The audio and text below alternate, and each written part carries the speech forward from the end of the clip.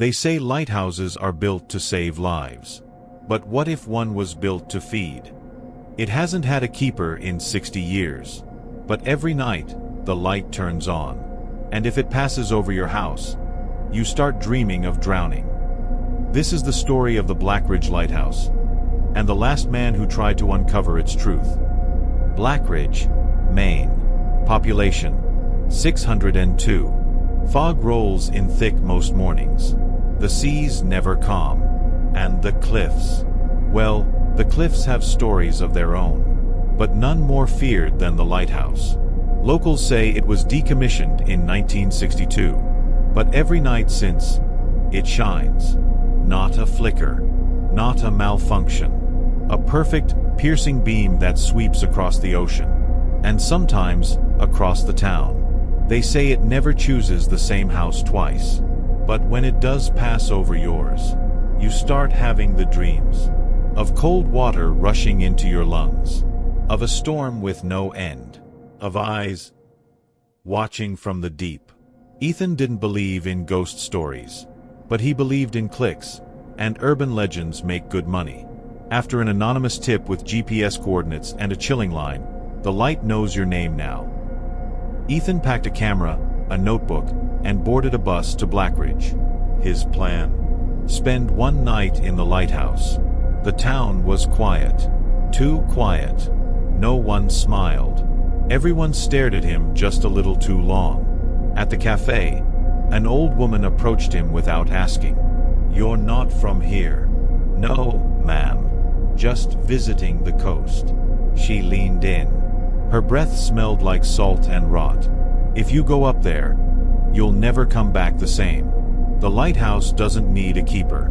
It needs a witness." Ethan enters the lighthouse and discovers its secrets. Ethan hiked to the cliff as night fell.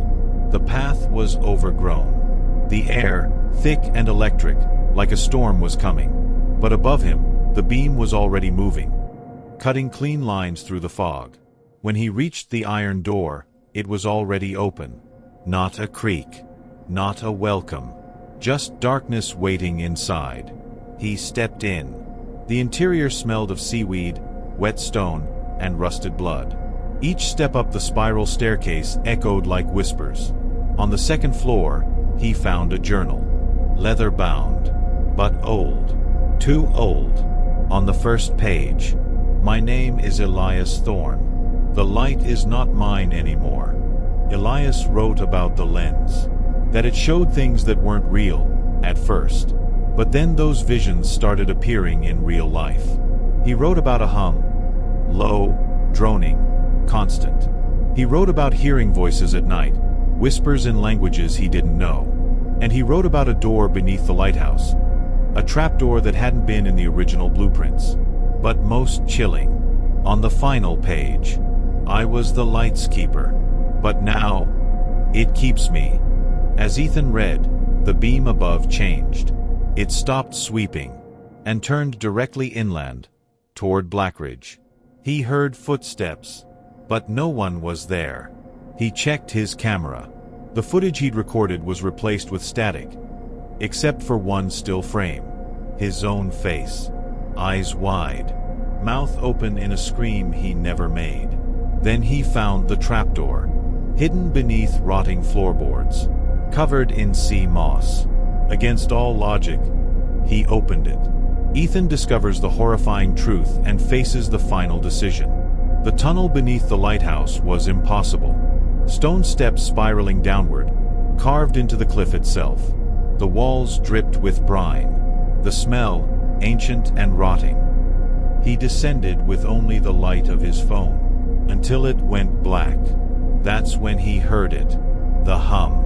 Low at first, then a deep chant, like hundreds of voices speaking in unison. He reached the bottom, and there, in a chamber that shouldn't exist, he saw it. The lens.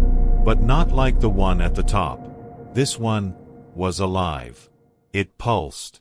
It watched. And around it were others. People. Stone still. Eyes glowing faintly. Their mouths open, chanting in silence. And among them, Elias Thorne. But not aged. Not decayed. Frozen. Trapped. Ethan turned to run. But the chamber had no exit now, and the lens opened. It was never glass. It was an eye. The lighthouse was not a building. It was an altar, a beacon, calling out, not to sailors, but to something beneath. Something ancient. Something hungry. Weeks later, a tourist found Ethan's camera washed up on shore. Most of the footage was corrupted, except one clip. Ethan, staring into the lens, whispering, "The light is not what you think. It doesn't save you. It sees you. And now, you see it too." The video ends with the camera tilting up, to show the beam pointing directly at the viewer. They say Blackridge Lighthouse is just a story, but every night, it still shines. Keep the chills coming. Tap the video on your screen now to dive into another spine-tingling story from our channel.